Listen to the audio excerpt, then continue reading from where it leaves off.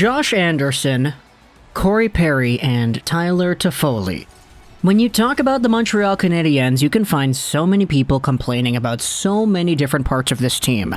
And for good reason. The way the Canadiens are playing right now, they've kind of been choking the hold that they had on the Canadian division, and they've been losing the most important games of the season thus far. You can talk about the defense, you can talk about Weber, you can talk about Stahl, you can talk about Drouin and Deneau and whoever you want, but when it comes to Corey Perry, Josh Anderson, and Tyler Toffoli, these guys are pretty much the only three untouchables on that list. Why? Well, because Corey Perry is not supposed to be a game changer. He was supposed to be a veteran guy coming into Montreal on a league minimum deal to supply some extra offense here and there and some leadership on the power play. And this season, he's got 18 points in 39 games played. It's almost like Corey Perry this season chooses the most clutch times to produce, that when you have embarrassing Canadiens games going out there where they're not getting any offense, they can't beat a goaltender, all of a sudden, who's going out there and getting the first goal or the only goal of the game for Montreal? It's Corey Perry. Who's out there making the clutch plays to save the Habs from what would have been more levels of embarrassment? Hey, it's Corey Perry. Corey Perry, for the amount of money the Canadiens have assigned to him, is legitimately one of the most valuable players on the Montreal Canadiens in terms of that value to money ratio. And in fact, the other guys on this team that are pretty good are kind of exhibiting the same thing. Josh Anderson's in a spot where, sure, he kind of did go cold a little bit earlier, but at the end of the day, he's still got 17 goals in 43 games played, responding right back to Connor McDavid the other night in a fashion that many Columbus Blue Jackets fans were super familiar with back when Anderson was in his heyday in Columbus, Ohio. And then there's Tyler Toffoli. And man, I don't even know what this video is going to be about. I just kind of turned on the microphone, pressed record, and just started talking about the Canadiens. Before we get further into this discussion, though, thank you to those in the previous Canadiens video who commented cold coffee, because that was our funny little keyword there. Yeah, stick around to the end of this one for a chance to be featured in the next Canadiens video. But when it comes to Tyler Toffoli, this is a guy who has legitimately been one of the most driving forces on the team in a positive direction. And it's kind of funny because this was a guy who, as Pierre Lebrun noted, took 3 days to sign his contract with Montreal.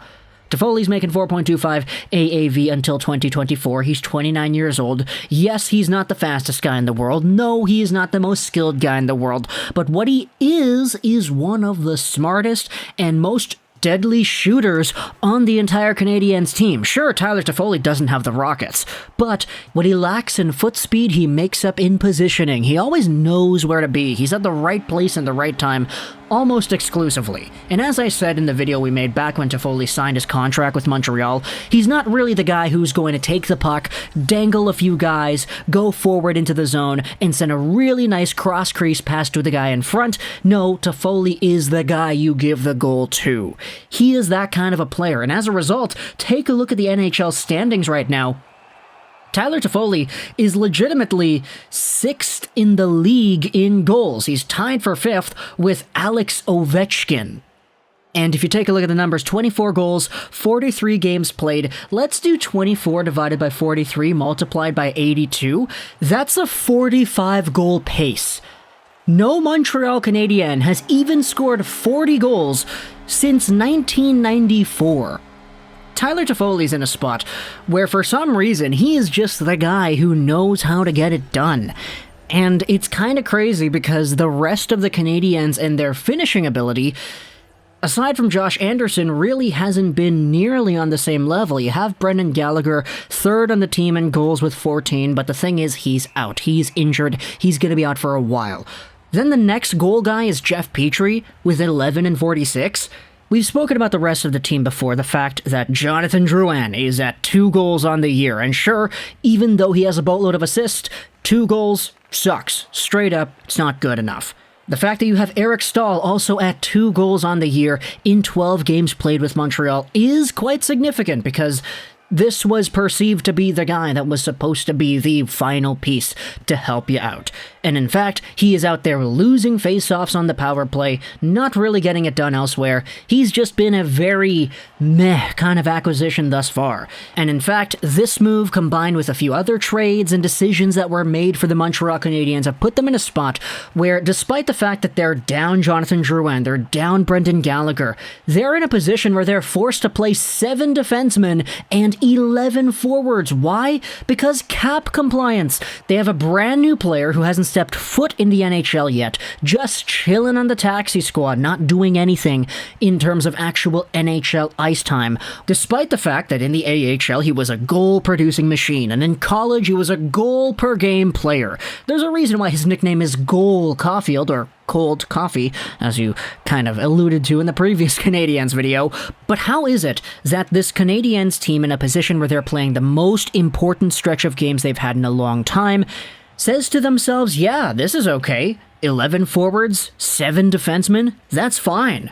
There's nothing we can do to improve this team. There's nothing we can do to move the money around, to open up an opportunity for an extra player like a Cole Caufield, for example, to come into the lineup. And since there's nothing we can do to do that, hey, let's just stick around, go with 11 forwards and 7 defensemen, and try to make it work out from there. And don't get me wrong, this would be okay if you had a team that actually was going out there driving plays, winning faceoffs, and making consistent efforts. If you had a power play that had a point man that could actually quarterback the power play, not just keep forfeiting possession like Shea Weber does. The Canadiens as a whole are filled with so many players that you can pick out and criticize, but I think that Corey Perry, Anderson, and Toffoli are pretty much the only untouchables on that list, aside from Brendan Gallagher, I guess, because Gallagher, I mean, he's not on the team technically right now, so I didn't include him in that little talk at the beginning of the video. But now, when we go over into this stretch where the Canadiens have themselves one more game against the Calgary Flames, what you have in this final game tomorrow at 3:30 p.m. is a chance. It's a chance to really solidify things into the way that you want them to be. If the Canadiens lose this in regulation again, they'd be at a record of 47 games played and 49 points. The Flames would be at 48 games played and 47 points, very closely creeping back up to 500. And by the way, guess who is at 500 right now? The Vancouver Canucks, and they still have more games to play against the Ottawa Senators. So earlier on in the season, when everybody thought, oh, the Canadiens are this powerhouse, they can just lay back, cruise control, boom, they're good.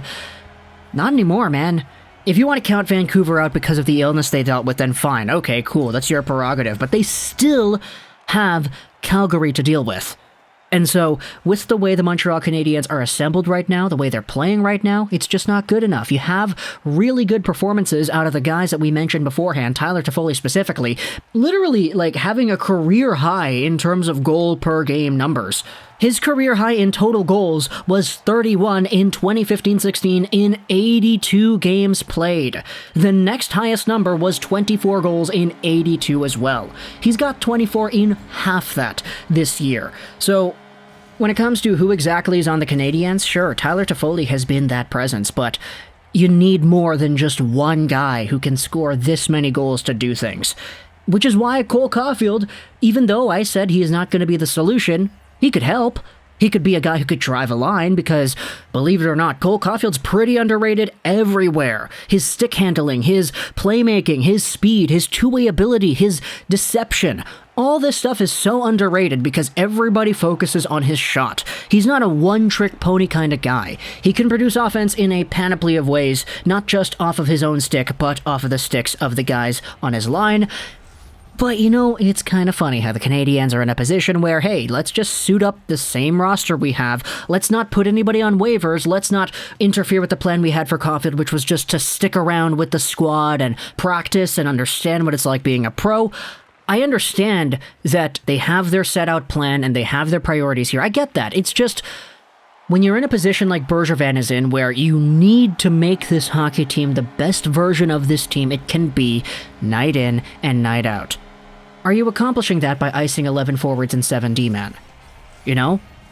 And to anybody who's saying, oh, what are you going to do about it? How can you change that? Well, There are waivers for a reason. There are taxi squads, and there are different AHL affiliations you can do to players. There's some mumbo-jumbo hocus-pocus you can do here. It's just Marc Bergevin is not wanting to do it. You have Brett Kulak activated and Cole Caufield just on the taxi squad.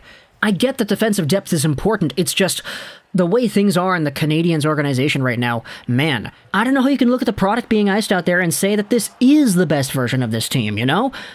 Anyways, though, talk to me in the comments what you think. If you made it to the end of this video, comment down in the comments, do you even lift, bro? Because now that I'm thinking of Marc Bergevin and, you know, the way he's running this team, I think of, oddly enough, the guy's biceps. So, do you even lift, bro? That's our comment section keyword for the next Canadiens video. Also, talk to me in the comments, though, about your entire thought process towards these ideas. Toffoli, Anderson, and Perry being in the untouchable situation that is immune to criticism, Tyler Toffoli being so good as he is, and the rest of the Canadiens being not as great. Talk to me in the comments what you think. I really enjoyed this. Was Josh Rolls 99, and bye.